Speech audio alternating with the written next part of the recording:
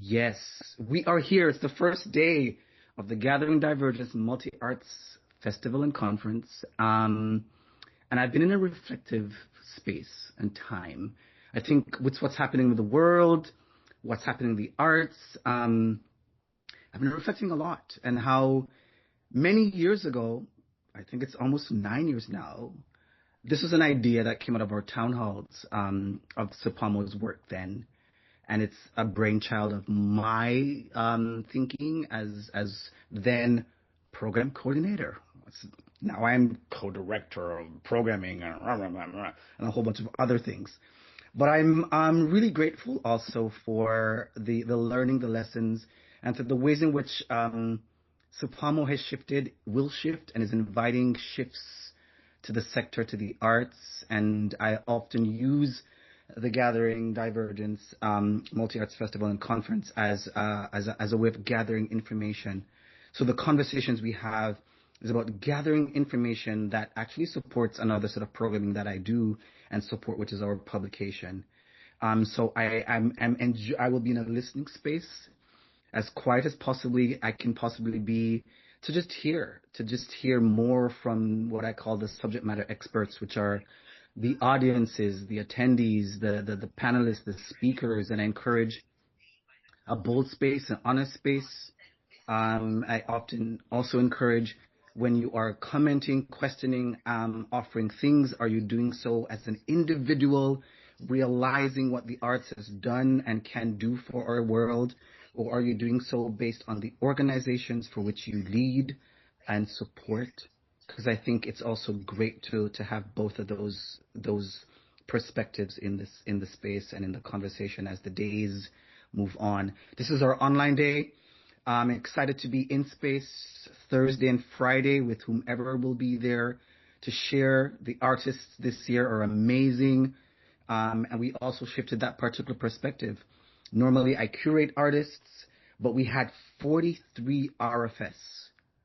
And I decided, forget curation, we're going to support those RFS this year. And so everyone that's performing in the festival has come through the RFS process, as well as the artwork in the rehearsal hall. We're going to be at Tapestry and Nightwood's co-shared space. And I'm excited to invite people into that new space in the city in Toronto. And I could go on forever. I've also shifted things this year. It's not based on a theme. I'm no longer thinking about doing a theme. I think the theme is that it's Gathering Divergence. It's a space. It's a space to have these conversations amongst many generations of artists who are also diverse in their practice and in their own ethnicities. The first panel I'm super excited to have is going to be building a diverse Canadian cultural arts management ecology. And the moderator of that panel, Sabrina Richard, has worked with Supamo in many supporting ways. We have a great colleague, a program associate, who've also supported some of the work that Supamo does. Parole, someone who's a part of Supamo Ottawa back in those particular days, Victoria Steele, Michelle Young, who was actually on the board at Product of the Performing Arts with me, and has done work with Toronto Dance Theatre. He's here, and Joyce Rosario, who I've known through many iterations of doing work within the sector across the country. One of the things that we do and that resonates with us the most probably is the CRP process, the critical response process, which we're both certified in as Canadians, and that we've also used that process a lot with Supamo for our organizations. So with that, I will just introduce by reading a brief part of Sabrina's bio, and then I'll turn it over to Sabrina and the panelists. So Sabrina Richard, she/her, is co-founder and director of research and planning at Bespoke Collective, a Toronto-based arts consultancy specializing in cultural planning, community engagement, and art strategy. The remainder of her bio will be dropped in the chat, and I want to just say welcome, Sabrina. Thank you, Kevin, and welcome everyone. And welcome everyone for joining this panel as well as Gathering Divergence, which, I mean, Kevin alluded to, but it's really such a special 3-day festival that's really about centering Indigenous, Black, racialized, deaf, disabled, MAD, women, and other historically marginalized artists and arts communities. And that makes it such a powerful and brave space for us to have this conversation. I will be your moderator today, and I wanted to say that I'm joining you from Corner Brook on the shores of Amelstagwek in Katamguk, which is the Mi'kmaq name for what is now called Newfoundland. I'm speaking from the traditional territory and ancestral home of the Mi'kmaq people and the unceded home of the Beothuk. Our panelists and our audience are no doubt located across many territories across Canada, but I thought it was important, just as Aaron did, to name these lands, because this conversation today will touch on, who gets to enter, who gets to stay, who shapes the arts in this country, and those questions can't be separated from where we are in the lands that we work on, the lands that we create, the histories that came before us. And I think we are going to hold that responsibility and hold those thoughts as we continue this conversation. So I have a bit of framing for the session today. As Kevin mentioned, we're bringing together 4 incredible cultural leaders to explore what it means to build an ecology of arts management in Canada. And that includes not just the people who lead the institutions, but the relationships that we have between artists, arts workers, arts consultants, organizers, funders, and the conditions that let creativity thrive across the country. We want to have a conversation. We want to kind of encourage dialogue. So we'll be using the chat function, and we do ask if you have questions, you can put them in the chat, and I'll try to bring forward as many as I can as time allows.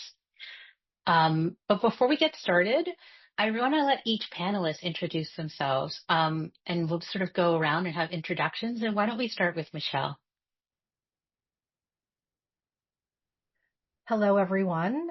Michelle Young. I go by she, her pronouns, and I'm currently the majority of my hat that I wear multiple hats, is I am the managing director of Mass Culture. We're an arts research and data infrastructure organization, and we are every arts organization's research department. But in addition to that, I also wear a hat at Humber Polytechnic, where I'm the program coordinator for the Arts Administration and Cultural Management program. And I also lead the Creative Champions Network, which is a board leadership and skills development network for Toronto Arts Board members and its organization's leaders to create cohesion and collaboration. And that is a little bit about me. I'll pass it to Peril. Well, hello, Michelle Young. Thank you Hello. kindly. It's nice to see you, my friend. And good afternoon, everyone. I am glad to be here with you. My name is Peril Pandya. I use she, her pronouns. I'm located in Treaty 13, Toronto, unceded territory ceded territory, I should say. So with that being said, I run my own consulting company called Community Impact Consulting. We focus on anti-racism, anti-oppression, decolonization, and equitable community engagement practices. Really excited to work with a variety of organizations, both across Ontario, but also across Canada. Also have been doing work with SAPAMO for several years now. So glad to connect with Kevin and team. Aaron, nice to see you as well. As well as honored to be here with the fellow panelists this afternoon. I will pass it on to Victoria.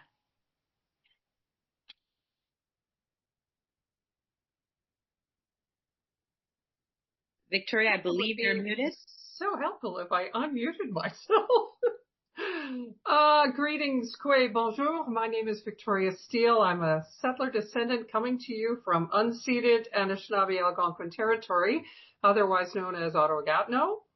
I'm proud to call myself a theater kid. 40 years ago, during my university days, I learned that theater is not just an art form, it is also a business. And I've had the honor of working on the management side of things, collaborating with many gifted artists in both English and French over the decades. Like most of us, I started with small companies, but I also spent almost 20 years as the managing director of theater at Canada's National Arts Centre. And there I had the pleasure of working with a wide diversity of artists from across the country, including projects with Indigenous and racialized communities. Currently, I'm a certified management consultant to the arts and culture sector, and I teach arts and cultural management at a couple of universities. I also serve as board chair for the Arts Consultants Canada Association and treasurer of Culture Works Canada. Mentorship is a passion of mine, and I am committed to building capacity within our sector. After leaving at the ENAC, I reflected on where I wanted to put my energies and have since participated in developing new cultural management programs in different parts of Canada. I've also been actively involved in a lot of mentorship initiatives, and each time I take on one of these projects, I become even more inspired by the next generation's creativity and dedication. Despite the challenges we face, I firmly believe in the potential for a dynamic and sustainable arts sector in Canada.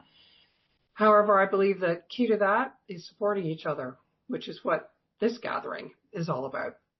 Okay, over to Joyce. Thank you. My name is Joyce Rosario. My pronouns are she and her. Feeling a little bit like an outlier, and it kind of makes sense where I'm calling in from the very west coast, from the unceded territory of the Musqueam, Squamish, and Tsleil-Waututh people. Each of those words are references to things on this landscape. It reminds me of where my parents are from, Pangasinan, which is located in the archipelago that we know today as the Philippines. Part of that word, Pangasinan, is asin, which means salt. It's a salt-making region. I'm really glad to be here and joining my esteemed colleagues from across the country. I'm here at the City of Vancouver offices, which is where I work as a cultural planner. I've been here since 2022. I'm in my civil servant era, I like to call it. I've done a lot of other things in my career as an executive director, as a curator. And being here as a civil servant, I was reminded this weekend by a photo that I found from the late 90s that I would not have even thought this was possible as a career path had it not been for an experience I had back then. The photo, picture this, it's 1997. Minimum wage back then was $7.15 here in BC. Imagine that. The picture is in a park. There's an older woman with longer hair and glasses who came out in 1978. Sitting next to her is a younger woman, Asian, with short hair, who was born in 1978. This is a photo of me and Frances Wasserline, who at the time was on the board of the BC Arts Council. I was a youth appointee to the BC Arts Council. This was a program that they had because the premier at the time was Glenn Clark, who was the youngest premier to have been elected at 40 years old. At the time, I thought that was ancient, and now I'm 47. So, you know, it's a bit of a like, whoop, whoop, whoop, whoop. So yeah, I'm excited to talk about consultants and mentorship and all of the things that folks have mentioned. So nice to see other folks here in this space. Was there something else that I wanted to speak of? Yeah, at that time on the BC Arts Council, you know, I was kind of going down the internet rabbit hole and was reminded of the folks that are no longer with us, people like David Y.H. Louis, Joy Coghill. These were folks that were on the BC Arts Council at the time that I was there, and that really shaped me, as well as the civil servants who were working at the BC Arts Council at the time. I'll stop there. I feel like I've gone on, but thank you all. Pass back to Sabrina. Thank you, Joyce, and thank you everyone for those introductions. One of the things we wanted to do is start by actually looking at the state of the sector and sort of being able to understand where we're at. And Michelle, you at Mass Culture, you and the team at Mass Culture have been mapping this terrain. And I wanted to start with you and get a sense of looking at the data and the conversations that you've had. What has the rest of the sector not caught up with? What are you hearing? What can you share with us about the state of the sector? Mm-hmm. So, Sabrina, if it's okay, I'm going to start with just a little bit of a story. Then I'm going to lead into this, if that's okay. So, love the story. Go okay, for it. Great. So, I want to sort of preface, because I didn't say this in my introduction, but I wanted to use it sort of here to sort of bridge into the research that we're doing here at Mass Culture. So, I was privileged enough to be born and raised in Treaty 13, which is now called Toronto, and being immersed in arts and culture my entire life. I'm also a theater kid, but my background is also in music as well. And at a young age, I told my parents that I want to run a theater company. That's what I want to do as my career. And now we have terms for that, right? Now it's like you want to be an arts administrator. So I've always wanted to be an arts administrator, like since I was like 15 years old. My second job was I wanted to be prime minister. So I still have time to do that. But right now, my core focus is on being an arts administrator. And that's sort of where my trajectory is. And I've gone through a very traditional path of getting there. And I think one of the things, and maybe I decided I wanted to do this also, is because my parents were like, how are there jobs for that? How is that a career? And I think maybe part of that is like spite that I've made this a career and that I'm able to do the thing that I love. And so this takes me to the research that we're doing here at Mass Culture. So because my whole trajectory is that I've always wanted to be an arts administrator, of course, arts administration, arts management, training, that is very important to me because what it does is it validates us as a sector, it validates us as workers, and it validates the things that we do as a career and that contributes to a larger ecology. Mass Culture, I guess it's been a year now, began some research on arts management training specifically, and what is the state of arts management training within the sector. And this research began as a response from all our collective groups of art service organizations that came forward and said, hey, there's a lot of programs that are closing. Majority of them are in Ontario, but they're closing. And what might this mean in terms of a skills gap and in terms of mentorship and in terms of the evolution of our sector in relation to arts administrators? Well, we were forecasting that if these programs are gone in a traditional formal way, that it means that we will have a gap of skilled people in a few years' time. So how do we respond to that when we have so much work to do to support the making of art, to support arts organizations being resilient, financially viable, and relevant? And how do we continue that? Because we're part of an ecosystem together, right? So this research told us that similar research was done 40 years ago in 1987. That was the last time there was a formal report about arts administration. If you want to look at that up, it's called the Paquette Report, and it was issued in 1987. Not much has changed actually since that point to now. What we know from the research and the training is that arts management training has really ebbed and flowed between formal institutions. And when I say formal institutions, I'm talking about post-secondary institutions, colleges, and those that are giving out like formal credentials, let's say.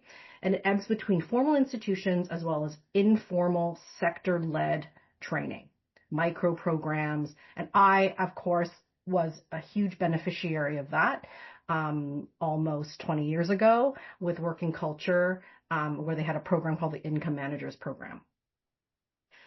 Both, I would say, are important, and because they complement and support arts managers at different stages of their arts career. And I would say right now, what the research is telling us is that formal training is kind of going in a different direction. Many programs, as I mentioned, in Ontario specifically, are on hiatus or in suspension. And so what the research is telling us is that now the sector needs to step up with training within organizations, also training with through art service organizations that provide this type of training, and that we also need to do a few other things within our organizations to ensure that we can bring in new talent, train that talent, and ensure that they have strong skills development as well as careers as we look ahead. And what this validates for me in terms of this research is that, the creative, like what we do in the creative sector is a career. It is a job, and we are part of the entire ecosystem of workers. And part of this is also in the research is that right now, because our environment is changing so rapidly, that we are more and more pressured through external factors. And our organizations aren't really built that way to address these. And so management and training also really needs to think about sort of the complexity that we navigate. And that's sort of where our research is really taking us right now in terms of the state of arts management training.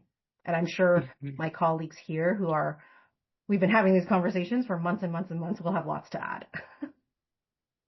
Absolutely. Pearl, I'm going to put you on the spot for a second because we had really interesting discussions around how some of the changes that Michelle is mentioning, how that might affect rural versus urban spaces as training programs stop, and how more pressure is on institutions and other organizations to provide that kind of training and career laddering and bridging.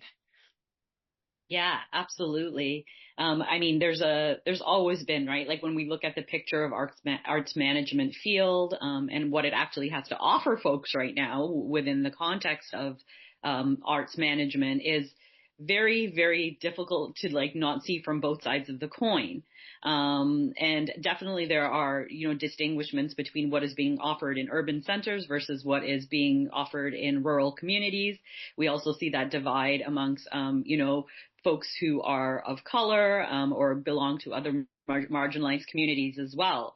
But from the perspective of where arts management actually offers right now, just to try and kind of stay on the positive end first, I think we got to always remember that art has a value beyond art's purpose, right? Like sometimes we just see art for the sake of seeing art, but it has so much value in our social, our cultural context, and a variety of economic contexts as well. So arts management offers purpose and impact. Many people stay in the field because they believe in supporting artists, communities, cultural expression, and social change. In addition to that, it offers a strong sense of meaning and relationship building. As we know, many of us are immigrants to this country. Our cultural identity is greatly enhanced by preserving it through the field of the arts. So, there is an importance of arts management playing a role in the sector and continues to be. I also want to just bring up that artists themselves are often, arts management managers themselves often are artists, right? They are wearing multiple hats. And that's a reality as well, that many arts administrators are having to kind of multitask, work multiple roles, are themselves artists, trying to figure out how to keep their artistic practice alive, and actually make money to be able to survive. Secondly, it offers creativity and adaptability. Arts managers today are wearing multiple hats: producing, fundraising, community engagement, digital strategy, advocacy, and care work. The field rewards innovation and collaboration, and we're starting to see that. I come from a background in funding. I worked at the Ontario Trillium Foundation probably about a decade ago now. And what was interesting is when I was working as a funder, what I saw in the arts is arts organizations don't play well together. Social service organizations tend to play well together. And what I mean by that is there tends to be a sense of ownership around the type of art that's being created. And there is, and this is, I think, is very much created by the funding system. There's a competitive kind of attitude towards collaboration. And that tends to, to be a huge hindrance when it comes to art organizations actually working together. But there is, something to be found there. And I'm starting to see that happen and extend more and more over the years.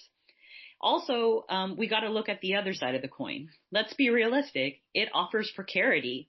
Many art workers are underpaid, overextended, and expected to sustain institutions through passion rather than stable infrastructure. burnout and adoration are significant realities. And I can come from that from my own personal experience. There's been periods of several periods of burnout over my 25 years in the sector. And I know this is a reality for many of my colleagues as well. So it is important that we do acknowledge that there still is precarity in the field, and it's quite dominant. Leadership pathways also remain uneven, and I mean racialized, indigenous, disabled, and many other marginalized arts workers are increasingly visible, but the sector still struggles with equitable compensation, decision-making, power, and long-term retention. So even though the talent is migrating towards the field, there are still lack of pathways for them to evolve, grow, and enter like more senior leadership positions. Now, have I seen that change in the 25 years that I've been working in the arts field? Yes.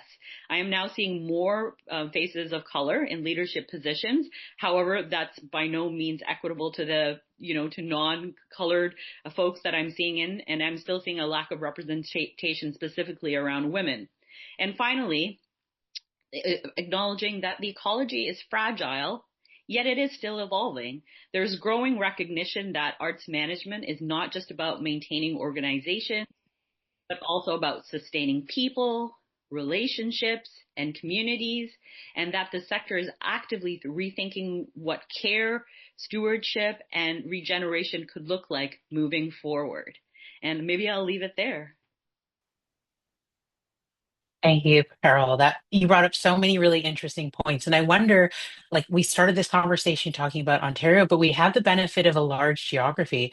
Joyce, do these things resonate in Vancouver and sort of in the spaces that you're in? And what would you add to some of the conversations that Carol has raised? It's so interesting. So much of it really does resonate. The one part, though, about organizations not playing well together, I would say that's not something that I particularly have experienced in Vancouver. And if anything, because of our positionality here being a little bit more isolated, and where funding in the past has been less than, I think that's changed quite a lot. But there are lots of examples of organizations coming together to share resources, especially when it comes to space. So, I mean, that's certainly one reflection that I have. I guess in terms of pathways, it causes me to reflect on my own pathways in terms of like there wasn't a set arts management program. I asked people that I looked up to who were doing the work in arts management, well, how did you get to this role? What programs did you get into? There was references to a program at the Banff Center, and that's kind of gone on again, off again in terms of how they support arts management. But the navigating complexity, I think especially leaders of color, aspiring leaders of color, we have always kind of found our little networks, and they're often not well documented because they're very grassroots. Yeah, those are some of my thoughts. I guess finding that photo from 30 years ago causes me to kind of like think back to what it was like to be an emerging practitioner again. And, I think we're always looking for that straight pathway, but very often it's meandering.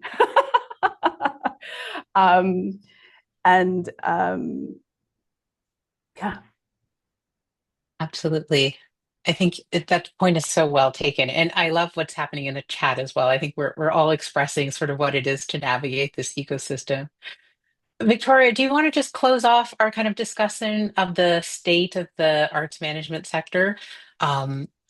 Sort of last couple thoughts, because we don't have any questions right now, but it would be great just to hear your perspective, having been such a network builder and also someone who has trained many future arts leaders. Yeah, thanks, Sabrina. It's so interesting to hear these conversations because, not to date myself too much, but I've been around for a while. I too have the gray hair. It's just you can't see it all right now. Everything that you've said makes so much sense. And ironically, a lot of it, back to what Michelle said, is not a lot has really changed. I was around when that was done 40 years ago. I don't want to state myself too much. Um, Except one of the things that made such a difference to me that resonates 100% with what we're hearing from the feasibility study, which we'll get to, I'll speak to later, was the incredible value of peer-to-peer mentorship learning. Yeah, I got that business degree and I got lucky to work in the field.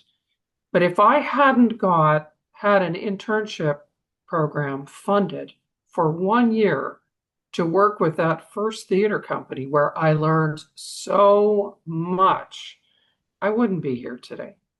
And we just don't see those anymore. We see bits and pieces of them, but nothing quite like that. And when we talk about the multitasking, the changes, everything that's going on, we really need to come back to some of those fundamentals, in my humble opinion. Anyway, we'll talk about this later. It's very vulnerable right now. I think we all know this. It's not just our sector, too. That's the other thing. But by working and supporting each other, which I would agree with Pearl, sometimes we're good at collaborating, other times not so much. And I have had the pleasure of serving on numerous national boards, not just regionally, I've done some here too. I learned so much from doing that because that's when you recognize, hey, there's this fantastic thing happening over here. Why are we not working with you over here?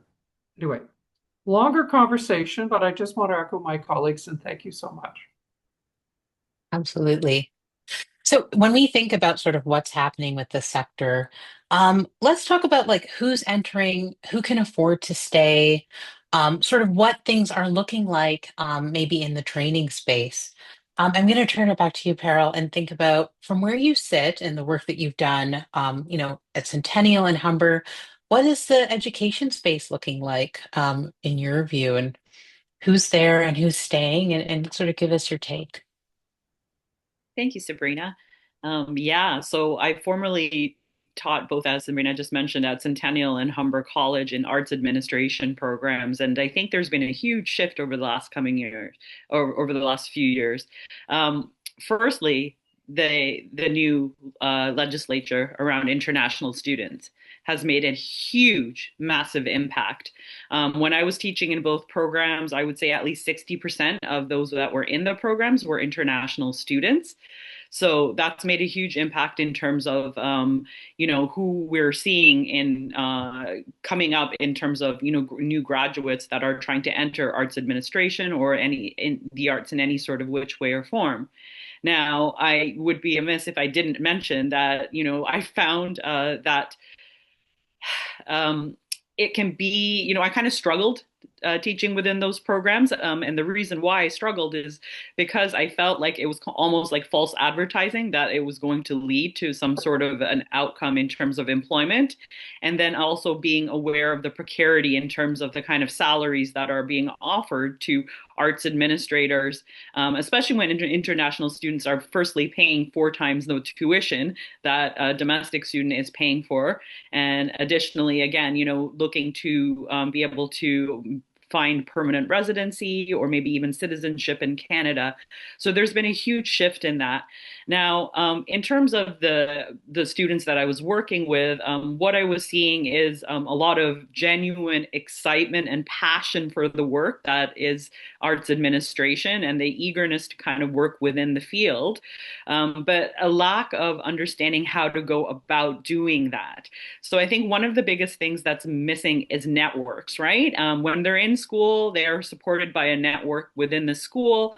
But once they are out of school, there's not that opportunity to be able to continue to kind of keep your ear to the ground in terms of understanding what's going on.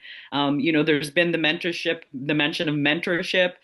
Within the scope of the programs, there are placements that take place, which is great while they're in school, but it doesn't quite measure up when once they've graduated the program. So a lack of opportunity to remain connected beyond the between the walls of the formal institution. Also, within that context, I think that again, they're forced to take jobs that are not paying well, right? A lot of times I've had students reach out to me and be like, is there any way that I can work with you in your consulting work? Like, I'm really trying to find work. I haven't been able to connect with anything. Or if I have found work, I'm just like, I'm getting rejected and I'm finding it very difficult. So now I'm finding that I'm volunteering my time. So a lot of pathways are not immediately leading towards employment. It's actually leading towards them having to do volunteer work after completing, a graduate program, which is quite unfortunate. And again, I want to mention and acknowledge that many of these students that were international students were sometimes, the first in their families to come and attend a post-secondary school. Many had children that they had, immigrated with, so they were supporting, themselves. Again, these are folks that are not not always in the early phases of their career. They're mid-career, trying to kind of have a shift in their life when it comes to geographical locations, cultures, etc.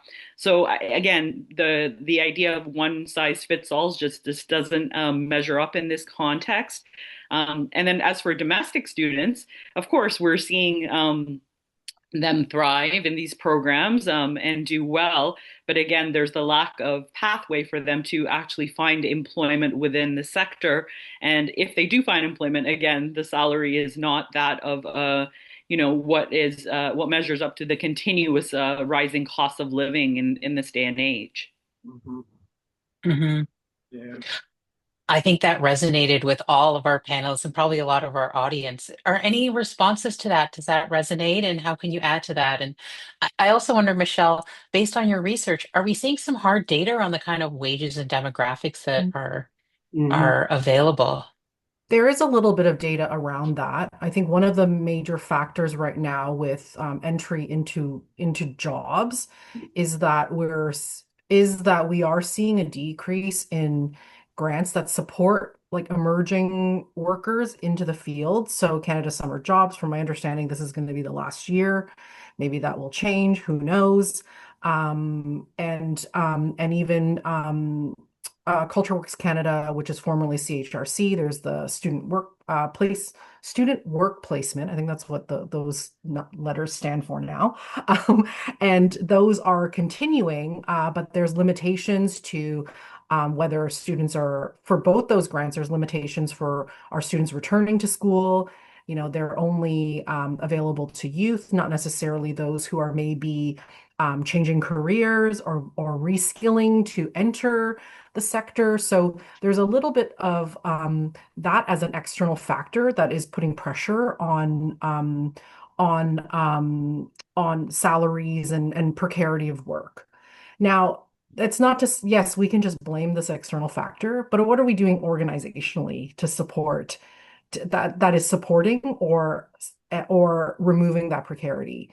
And I think that comes to how are we operating ourselves to ensure that we're keeping people in the field, that they're being paid well, and that they're being treated well. That is part of, this cycle. And I think that we are in this cycle that we can't get out of. And I would say that I've had the great privilege of being able to work in this sector and also live comfortably in Toronto. And I know that not everyone has that ability to be able to do that. And I think we as arts managers now leading arts organizations should also be thinking about how we contribute to that precarity.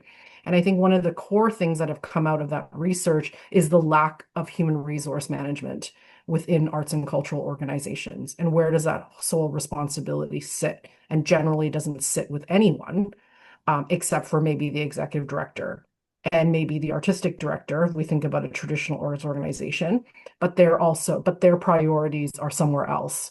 And so this is also, in addition, is the complexity that we're also navigating within our organization to ensure that we have healthy, viable, fiscally responsible and nurturing organizations. So that is a gap that has come out from our research as well. Mm-hmm. And this is very much echoed from our audience in the chat, talking about the kind of experiences of precarity jobs and also not being able to access some of the existing programs that are there if you are not a Canadian citizen or don't have residency, et cetera. Joyce or Victoria, what are your thoughts on this? And what are maybe some of the things that we can point people to who are looking for those networks and those opportunities to bridge between education and their experience? Wow. One of the things I think about is how can you create your own networks? When I was an early career arts administrator, I networked with other folks that were in the same point in their career, and we got together the first Thursday of every month. Different places, different people would host. Sometimes we'd have like a formal guest. Sometimes it was just chats over beer. And it's really interesting because it evolved into a Facebook group that still exists 20 years later called Arts Administrators Unite. I'm not active in it, but people connect with each other on it. And so, finding informal ways to connect. You can't always depend on the institutions to do it for you. And sometimes you have to kind of make that pathway. Yeah, Victoria, what do you have to say about that? I'm sure you have tons of other. Well, it's funny to hear you say that, Joyce, because, way back when I was a young arts administrator in Toronto, we created a Go and Drink for Beer network. So I'm glad to see that some of these things are continuing. And that's one of the things that I love about our sector. We are generally very supportive of each other. I mean, of course, there's always some aspect of competition for jobs or competition for getting your show up, etc. But we are generally very, very supportive of each other. And so I'm a big believer in networks. I'll speak later about the network for cultural management that some of us are working to create, which would be part of an opportunity for that kind of support system. I would like to just speak briefly on. I echo everything you said about foreign students. Half of the students that I teach at Carleton University are foreign students. This is a huge shift, and that I think it'll be shifting again. So let's keep watching for this. Hopefully, the impact on universities and colleges has been very significant. But I think we're going to see some shifting there.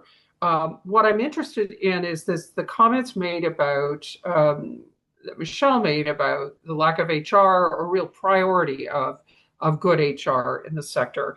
Having been on the board of what was called Cultural Human Resources Council is now called Culture Works Canada, for some years, who works very hard in this space and has some funding for professional development and internships and stuff. That organization is funded federally. And we've got issues between jurisdiction in Canada, provincial, federal, which does complicate matters. But I can tell you, as their treasurer, we are, like every single organization in our sector, having to find very creative ways to keep ourselves alive. Okay. And you'd be surprised, at an organization who's been around as long as that, how much we have to be creative to make sure that we're going to be able to continue to operate and support. But there are resources that are offered by Culture Works Canada on career management. The Art of Managing Your Career is a fantastic tool. The HR Management Toolkit is a terrific tool. I think we've lost a little bit in the management side of things to really, with all the challenges we've been through, in the last 6 years, HR, despite talking about care and support in the workplace, I think we really have not been able to, move this as high up. And that's all of us, struggling given the resources that we have. But I will say there are resources out there. CHRC or Culture Works has had an internship program, not just those student ones that were referred to, called Young Canada Works. And it is for early career people. It's a fantastic program. I've used it as a manager. And yet only this many positions are able to be funded every year. So this is, I'm looking at Kevin nodding. We know that money and time are the biggest restrictions behind everything that we do. So I don't think we want to kind of go down the rabbit hole of complaining about funding, but let's realize that if we aren't supporting our next generation, that's really the underpinning of a sustainable sector in the long run. So if there's anything that we can do to support that, that's a longer conversation. I think we need to do it. So I would encourage all of us, if we're involved with the Canadian Arts Coalition or whichever other entity, to say, hey, wait a minute, these things matter. When we hear, I immediately sent a note to my executive director, Grégoire Gagnon, after the announcement came out last week from the feds about funding for trades. Great. Well, guess what? We've got trades as well in our sector. Think of all the technicians who are critical to our sector. I mean, we could probably come up with some other examples. So I immediately sent him a note and said, hey, Greg, I hope that you can try and, get our sector in there to talk about what we need to. This is where we all have to try to be on the ball and work together. I'd love to know a little bit more about who our audience is here that we're speaking to. I don't want to be just too sort of talking shop here. The other thing I would echo is that, yes, so much, every artist I've ever worked with who has succeeded has also seen themselves as an entrepreneur. And I would encourage, I'll say a few things about this study that we did later, but I would encourage us all to support our artists, producers, not just organizations, in the ways that we can. I think that's well said. And I think there's so much great information. People are being so generous in sharing their experiences in the field. And I think what we have started to touch on, and I want to continue pick up that conversation, is around mentorship, consulting, entrepreneurship. I think this is another area that feels as though there isn't enough spoken about it, and there needs to be more sharing around that area. Joyce, I wanted to ask you about this. Your career has spanned many different areas, from funding, from consulting, from being an artist. And can you talk a bit about how consulting plays a role in the sector, how consulting, what kind of positive relationships can come out of consulting for arts organizations? Yeah, sure. Thank you for the question. It was a really great one to reflect upon. Consultants play a multitude of roles across the sector on a micro and macro level, from small issues to big sectoral issues. Just thinking about my own pathways and where I've drawn on consultants. I think about the Canada Council Flying Squad program. I'm sure many of you are familiar with that. That's a whole other session that we can talk about. But one of the real positives is giving access to expertise that at the time, for me, smaller organizations that I was working with did not have, that I, as an emerging arts administrator, did not have. I was working with a company called Battery Opera that was embarking on international touring, did not have any experience. We brought in George Skalgenis to be a consultant, and he became a mentor of mine. We needed to up my skills as a manager. I mentored with Stephen White at Dance Victoria. Again, he became a mentor of mine. And the amount that I learned just from walking through annual financial statements together and talking about that alongside programming and marrying those two things together. I've drawn on consultants for rebranding. Those are things that you don't have expertise in-house often. So doing things like that. Strategic planning, I think that's a classic case use for consultants. And within that, sometimes your consultant can be like your board whisperer. Sometimes you bring in a consultant or you're brought in. I know this has happened for me, to be able to say the thing that can't be heard from the staff. And so you have an outside eye and an outside voice validate what's actually happening, to say it in a way that can be heard. Thinking about it, I had this image of like, sometimes you have consultants that are just like, they're acknowledging that white elephant in the room, Sometimes there's like those issues. I see some recognition around the table there. And there's consultants that are brought on for big research jobs.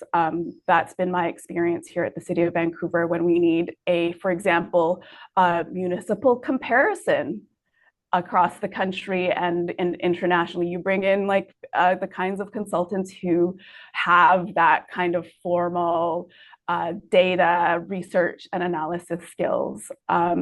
So, I think in terms of what is that productive version of that relationship for a diverse field in terms of arts management, it's I think about that role of lifting it all up,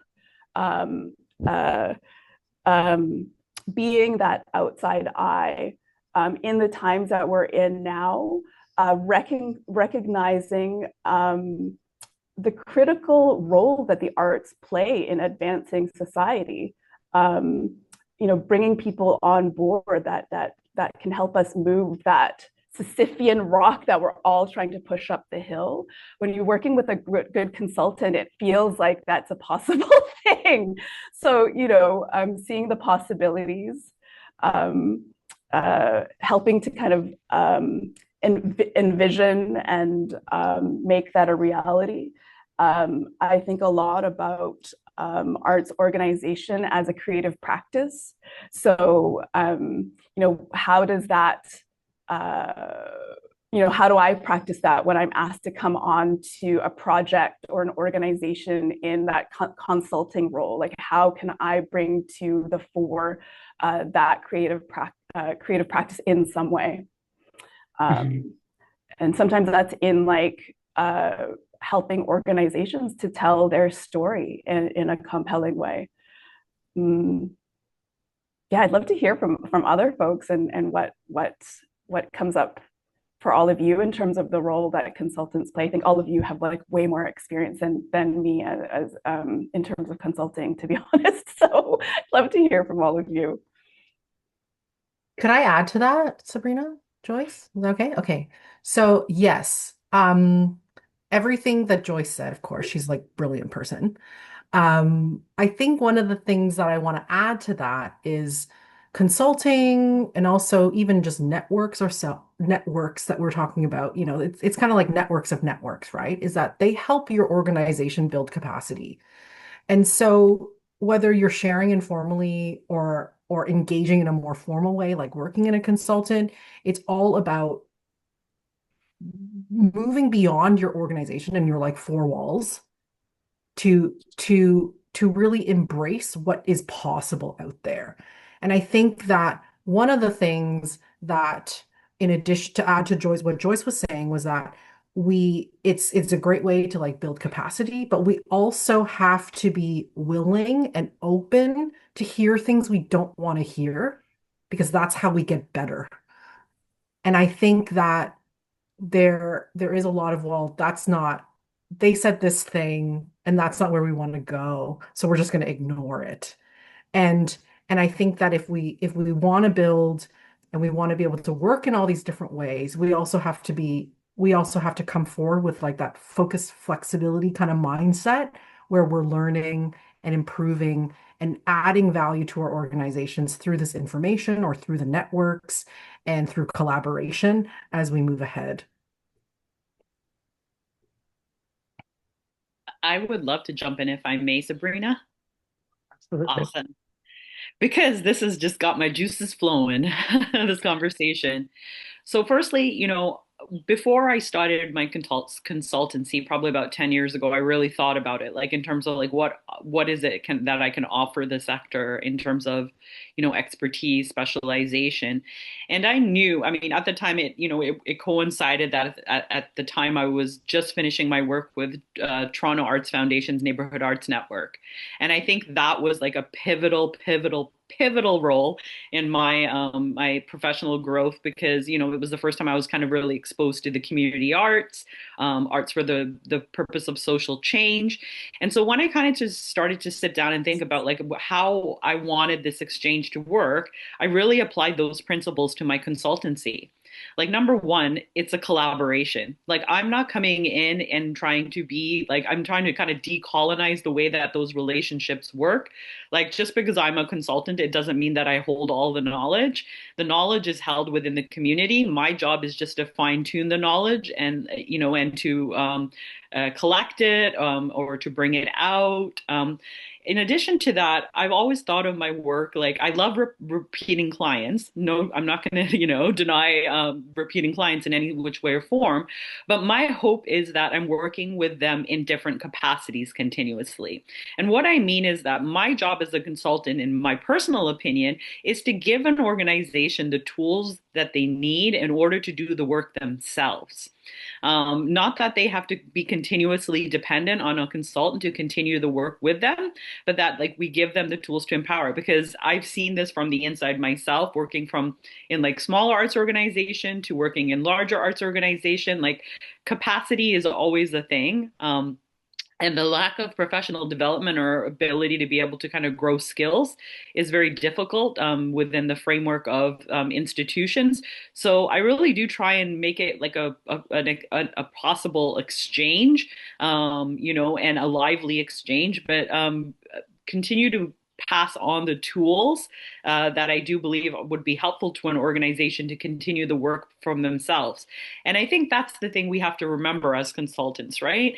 That though we do have hopefully the knowledge they need, or hope to gain the knowledge they need in order to support their initiatives, that we approach communities in a humble way.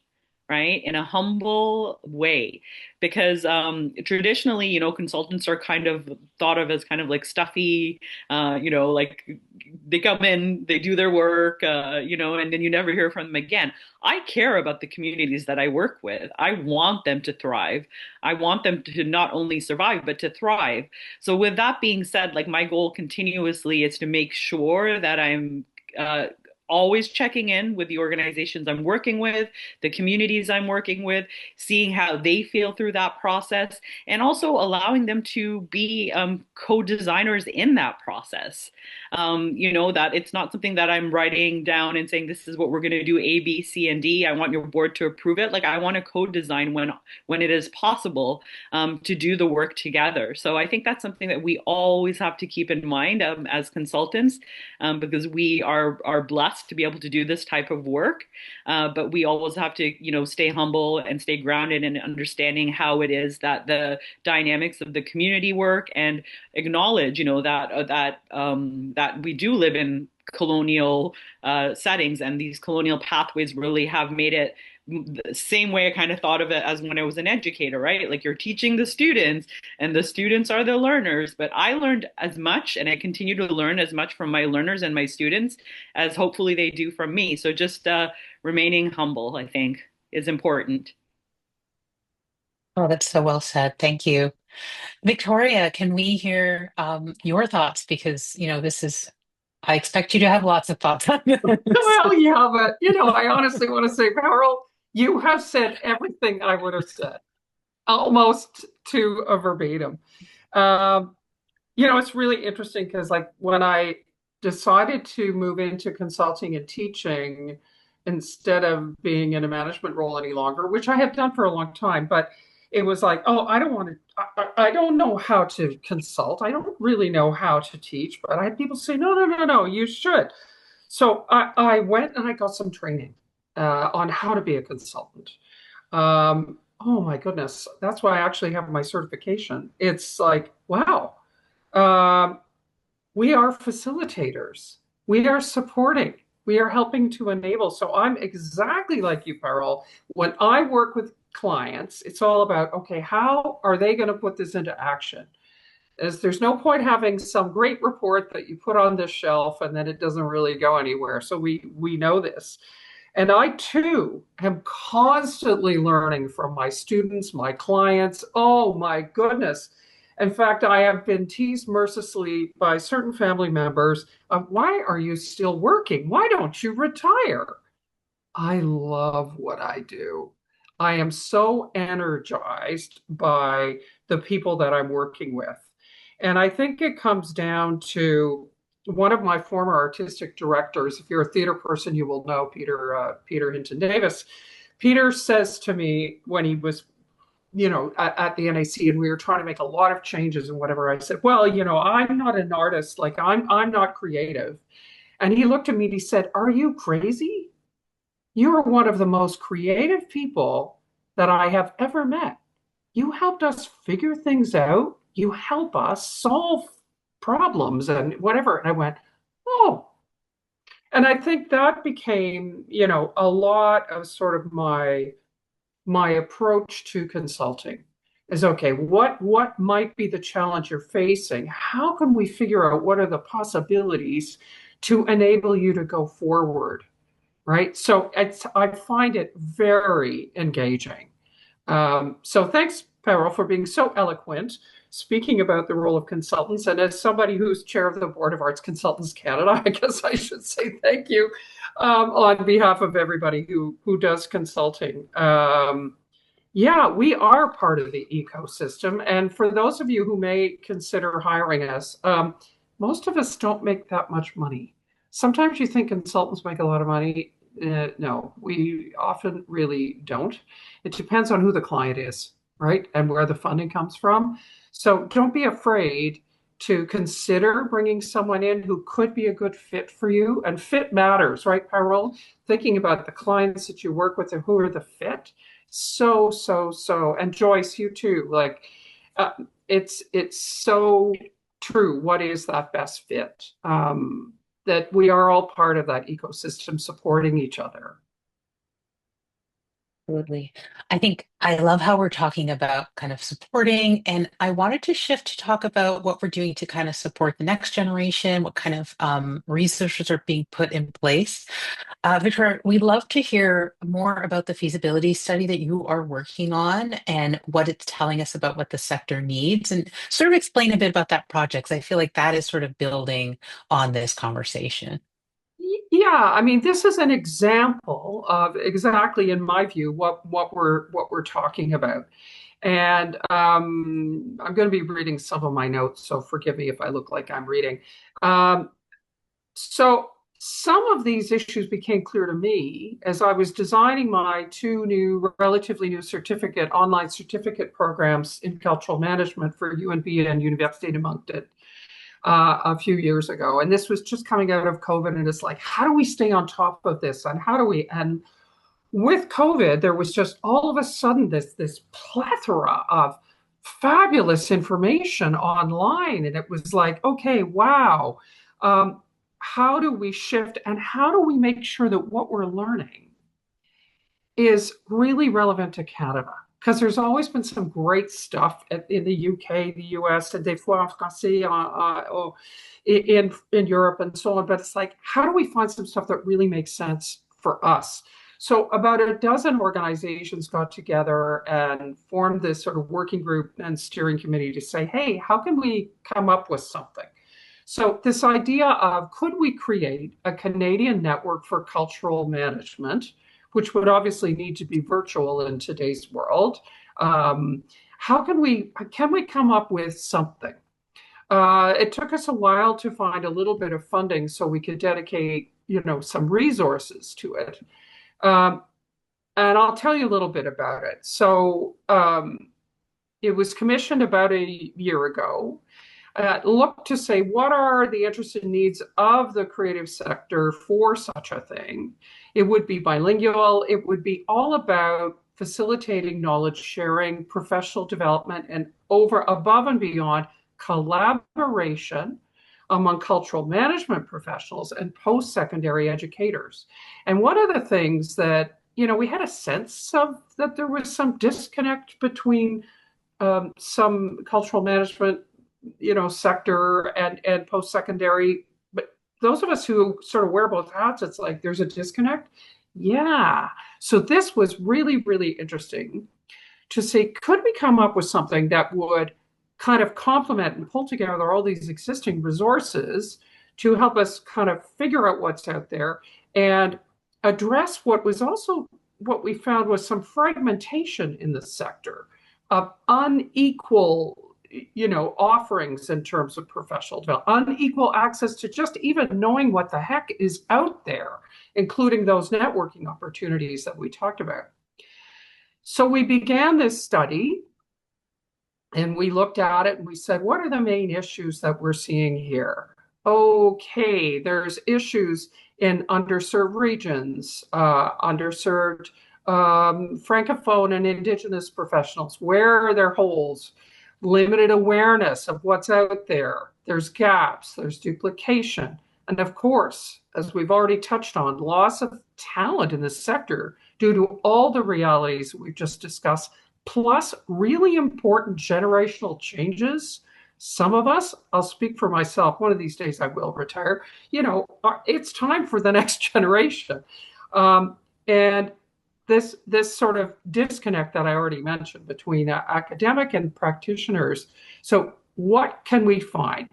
Okay, so we came up with a study. It had two phases. The first was to do a lot of listening.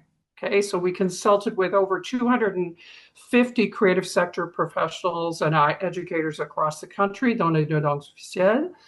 And most of these folks had around 20 years or more in the sector, so they knew.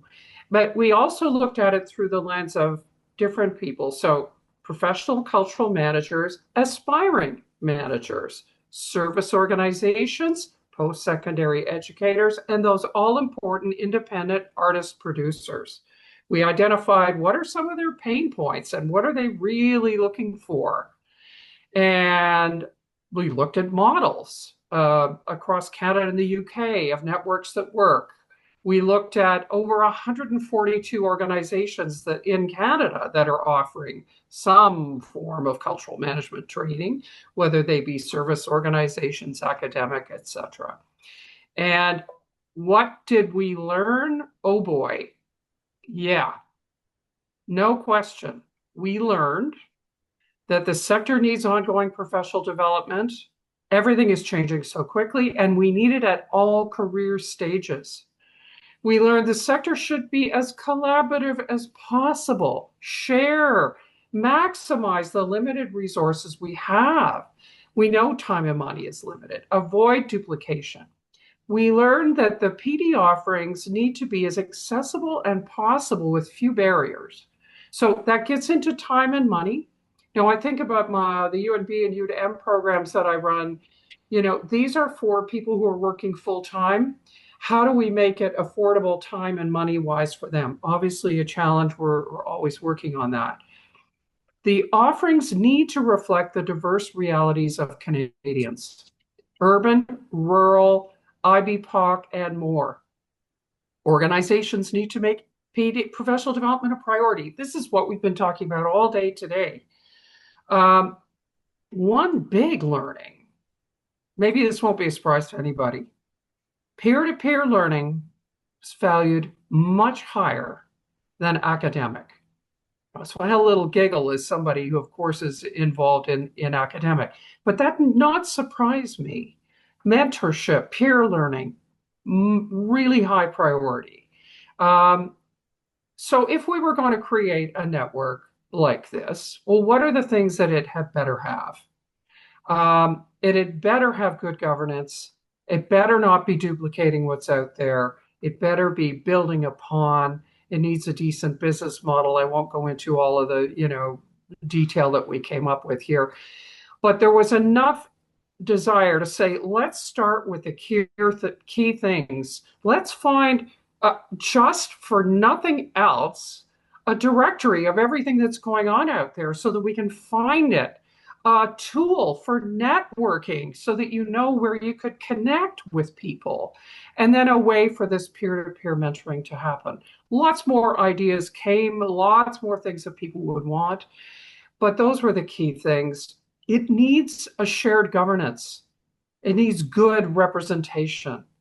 Okay. It needs an equity oriented focus. Okay.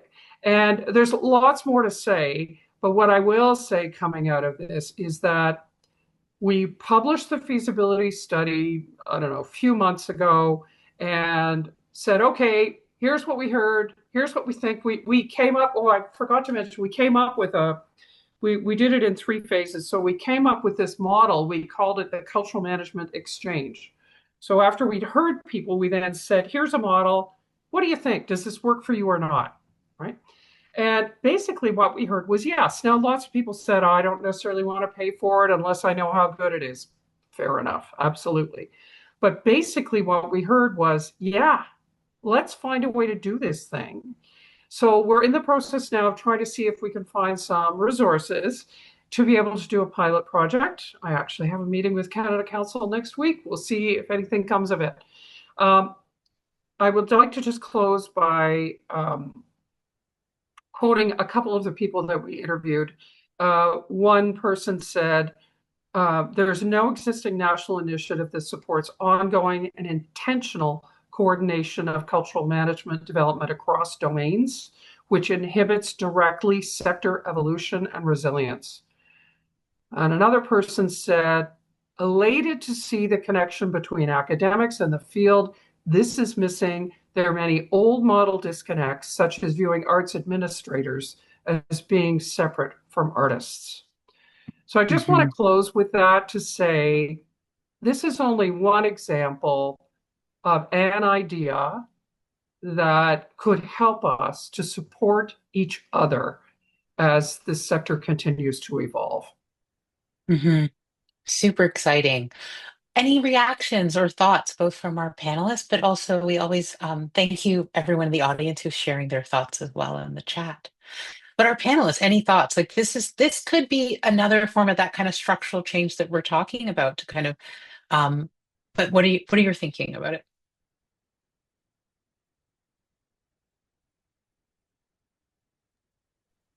Um, you know what I'm going to say. I just think there are many disconnects. I think I never know what you're going to say, Kevin. if I offer anything is I'm taking notes, and for me it's resonating, this idea that there are many disconnects. And so I think as a sector across the country, we have not found the connections. So we don't see the pathways where artists are arts administrators. We don't see where the educators are actually creators as well. We don't see the ways in which the data and the advocacy and everything actually leads to a better sector. We don't see that if there's a need for more IPOC arts administrators and consultants in the sector, we don't see the ways in actually supporting the mentorship specific for them. And as was mentioned, being specific that it's not for sort of white persons or ABC persons. It's specific to what is needed based on what is arriving in the sector. And I feel that that's some of the ways in which, for me, we are addressing the things, but we're skirting around what is the most important thing in this particular moment. And we're losing administrators, we're losing a sector, we're losing companies, we're losing all those things because there isn't also been this feeling of how do we collaborate together and it's meaningful and it's rewarding for everyone rather than for an organization or rather than a couple of people within these particular sectors. But I'm resonating with the conversation in so many ways, and I think knowing the work that mass culture has done in the past, I think there's a potential for all of you all talking here to do more work in the future. And I think Joyce and I were actually at this conference where the civic persons were, and we were saying the same thing. Why are the artist organizations not here? But the civic organizations are. But some of the civic organizations are also the ones responsible for the theaters and presenting work within those particular theaters. So I can stop there because I think there's many beautiful points that I'm hearing and it's resonating in beautiful ways. And I think the academic piece is also so important to use the data for different ways to impact the sector. If I can just add something really quickly, because I think it's important, right? So we're talking about like what is actually being lost with experienced arts managers leaving the field. Firstly, let's acknowledge, and I think this is really important. It was a big, big lesson for me. So the last organizational role I held was with Business Arts as director of programs for their Arts Fest program. We had over 650 small to mid-sized arts organizations as part of that program. And the one thing that was absolutely clear to me is different organizations, different geographies need different things. So I think one of the important things that we need to acknowledge as well is that like when we think like big solution, we have to understand that that's not applicable to all communities, at any given time, right? Like we have to be able to understand that there are different demands in different communities.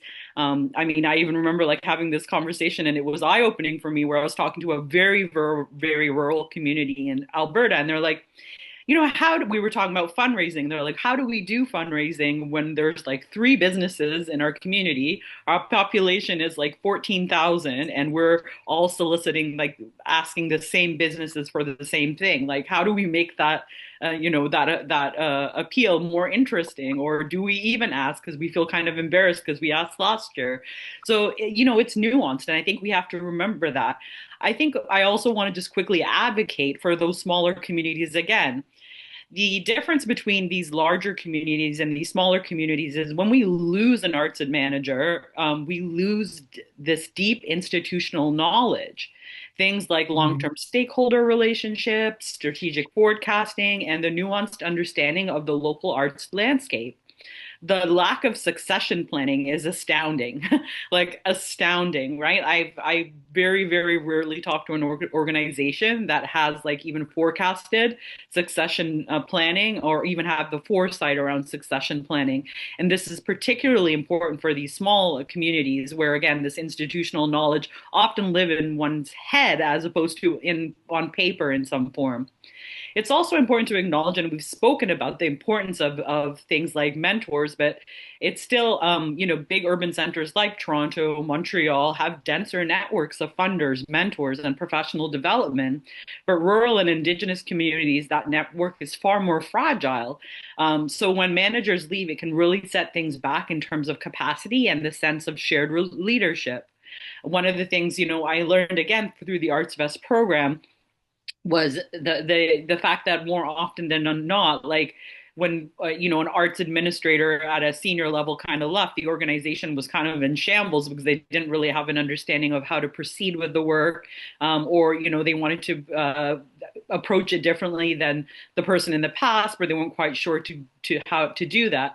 One of the things I'm proud of is when I was my tenure with Arts Fest, one of the things that we were really committed to was diversifying our mentors. I mean, I will admit to you, the first time I almost had a heart attack when I went to the first mentors meeting and saw like 3 or 4 people of color out of say about 100 people. Like I was like, whoa, this is not good.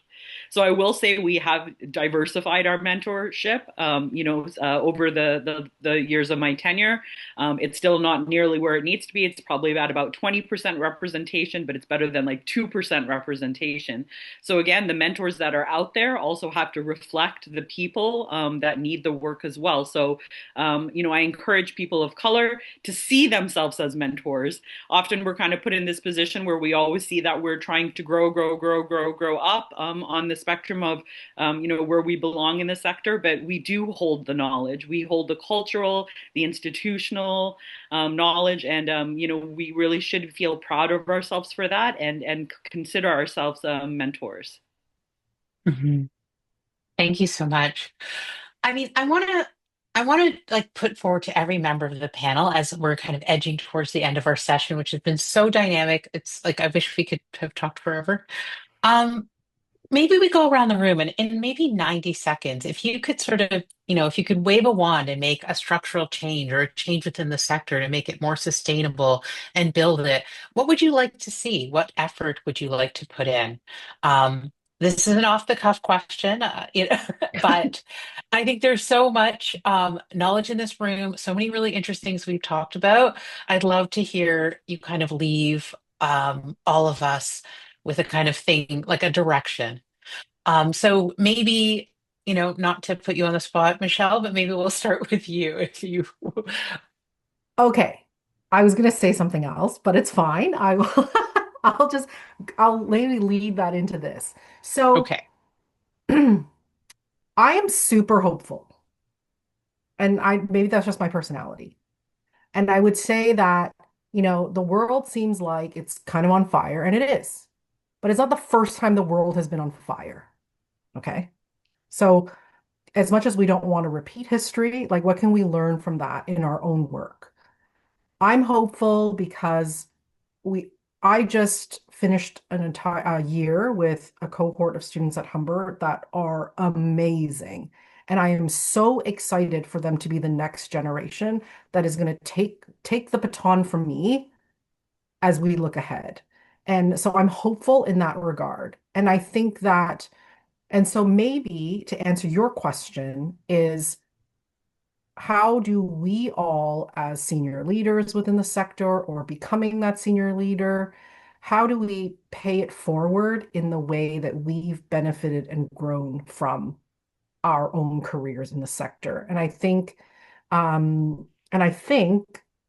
the one thing that I'm going to touch on and that we've already also talked about in our panel is the importance of mentorship and uplifting ourselves as we look ahead into the future.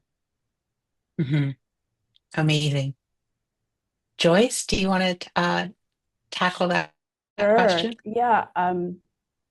At the moment, in my role here at the City of Vancouver, we're working with the Culture and the Greater Vancouver Professional Theatre Alliance on a really cool program called Reflect. It's an acronym, and what it stands for is Radical Empathy for Leaders, Equity, Connection, and Time. It is a cohort-based leadership model. It is intergenerational. Our first iteration had folks from the ages of their mid-20s to their mid-50s as participants, really diverse backgrounds.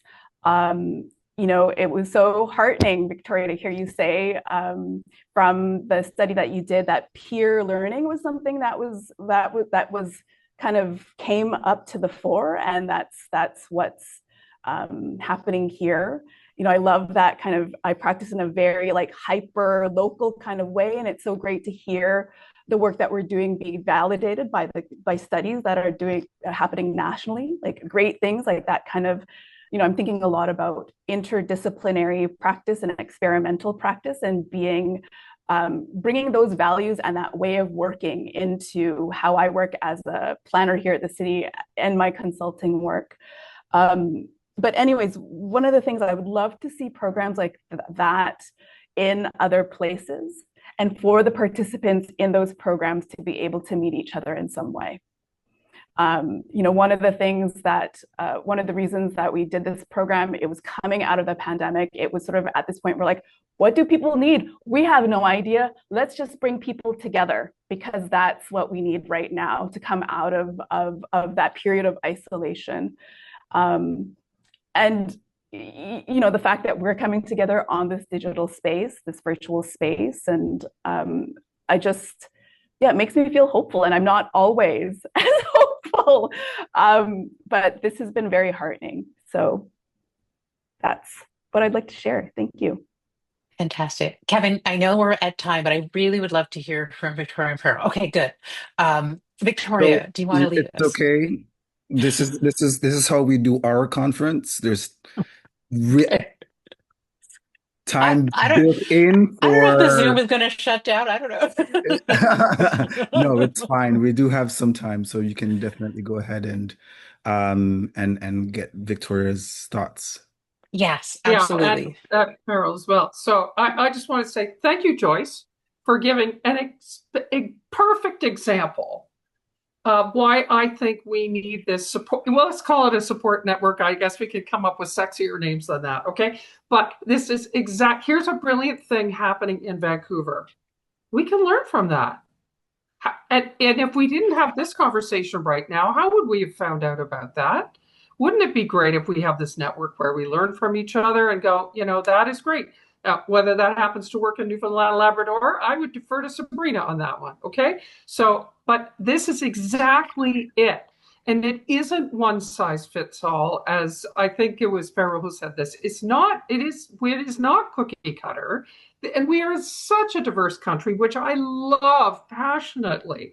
But because there's so much difference, we have to learn from each other. How do we do that? How do we support each other? And it's why I guess what I would want to see a network kind of like what this study is proposing come into reality, or any great idea that somebody else has that will achieve this way of supporting and learning from each other. Because I too am very positive, like optimistic, like Michelle. I've seen my students and I'm going, their passion right on. That was me, just a couple of years ago. So yes. Carol, not the last but not least. All right, so here comes the counter narrative. The hopeful people. I'm here to break you down. No, I'm kidding. No, I'm absolutely just joking. Bring us home. But I want to be realistic, right? Let's be realistic here.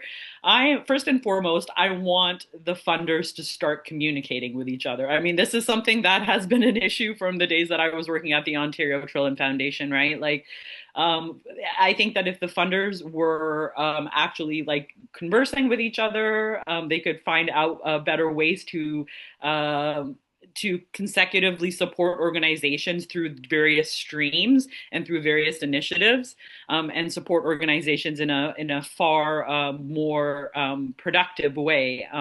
And so the lack of communication between funders and the lack of ability for them to really understand community needs. Like, I think there just needs to be more genuine community engagement with the communities they're trying to serve to understand what's going on. The next big point I want to make is stewardship. What does the field actually require for racialized, Indigenous, disabled, and otherwise marginalized groups of arts workers? Firstly, there has to still continue to be stewardship required in intentionally to nurture the relationships across all levels. We have to understand that trust is not built overnight, right? Especially when we're living in a society that we're trying to decolonize, that those groups that are historically marginalized, they require trust building, and that takes time. So don't expect that it's going to be overnight, that someone's going to be like, hooray, I want to show up at your, your production. We have to take time, and the expectations have to follow, have to be on their, in alignment with their protocols as opposed to our expectations. Next is the demands of advocacy for resources, embedded support systems that center marginalized arts workers. Hello, we exist. Back in the day, 25 years ago when I started, there wasn't anybody that looked like me here in Toronto. I like to say that like now I'm actually seeing many people that look like me, which is very, very exciting, but I'm still seeing the lack of care and resources given that actually centralize marginalized arts workers, and some of the pathways that they need in order to be able to successfully grow with the support that they require.